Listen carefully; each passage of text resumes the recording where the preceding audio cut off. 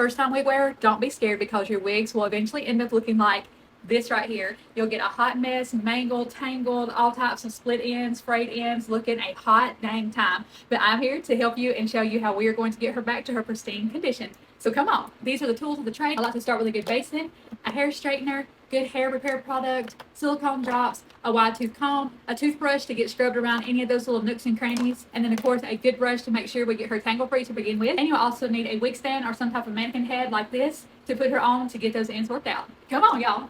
All right, we have got her tangle free, and you can see she is in much need of repair. They are frayed, splayed, fried, dyed, and laid to the side, honey. And we're going to start because she does not have a tight curl pattern, so you can do just lukewarm water, cool water, or just tap water. Cool will be fine. You don't have to have it extremely cold for her. That's only like for your real tight, curly wigs. So we're going to get our basin filled up.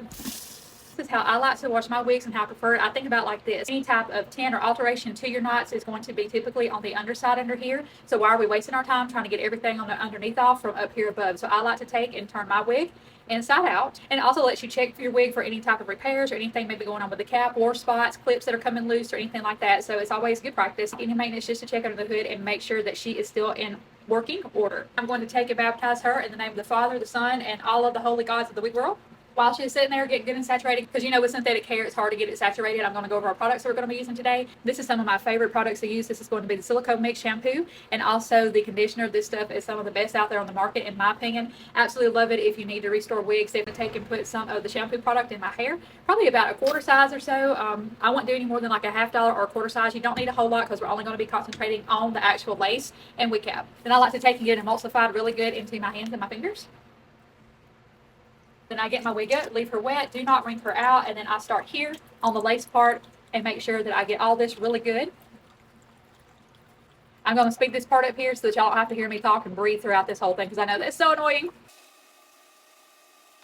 Then I like to take my toothbrush and go over it again. Personally, I do not put tints or any type of makeup onto the lace of my wigs. That is my own personal preference. But if you do and have some stubborn areas, just go over it with a medium bristle toothbrush and give her a good scrubbing. I like to use mine to go in and get around the nooks and the crannies and stuff back in here, back behind your clips, kind of like you wash them back behind your ears. So we've got her all washed and her lace is ready to go and clean. And then another tip is you should not ever have to wash anything beyond the cap of the lace, especially if you turn it inside out like this tip and trick that I'm showing you.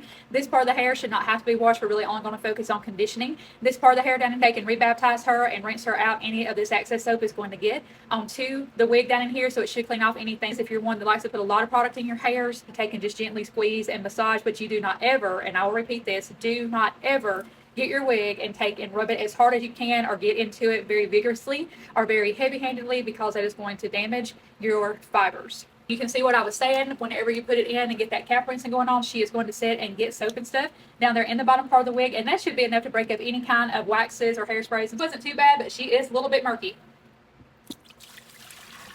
And I keep her turned inside out while I'm doing this.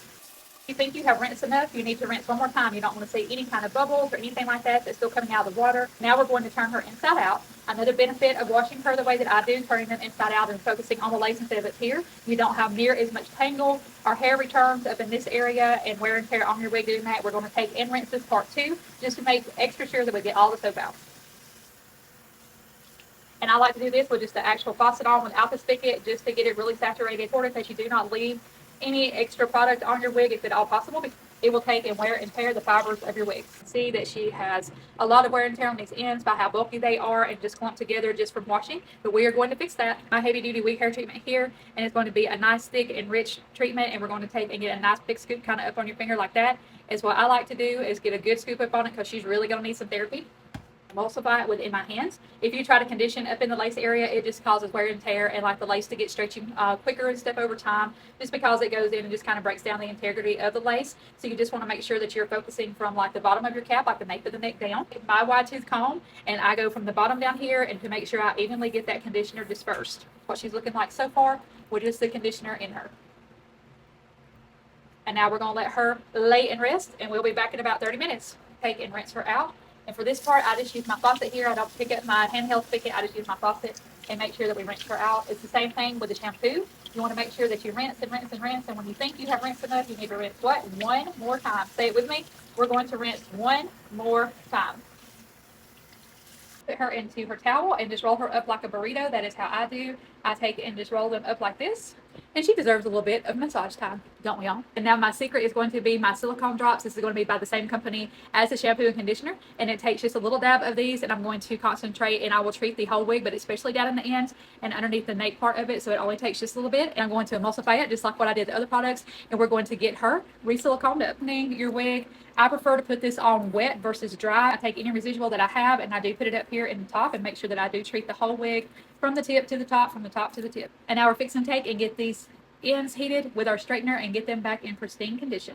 This is where the mannequin head or a wig stand will come in handy. We're going to take her still down. So just put her on very carefully. Take and section out, put this top section up right here.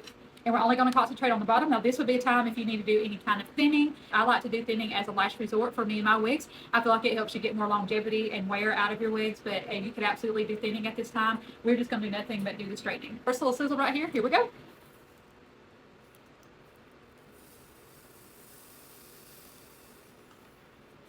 Yes, it will produce steam, and yes, it will produce sizzle.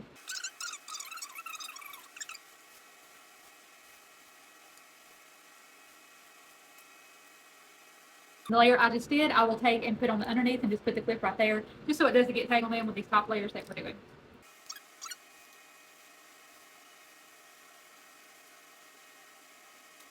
All right, we're just going to do one final comb through with our wide tooth comb. And be careful with doing this. You just want to comb from the base of your cap down. If you try to comb up in here, it's going to start hanging into your cap and stuff, and it can poke through and tear your cap. So just be careful. Just remember to do it from the base down. And she's still going to have to do some drying, but that got a little bit of heat and that got us some silicone on those ends. We will come back and we will see her fully dry and see how well we did. While we're waiting on her to dry, full disclaimer, make sure you do not do anything over 320 degrees on any heat-friendly synthetic wig.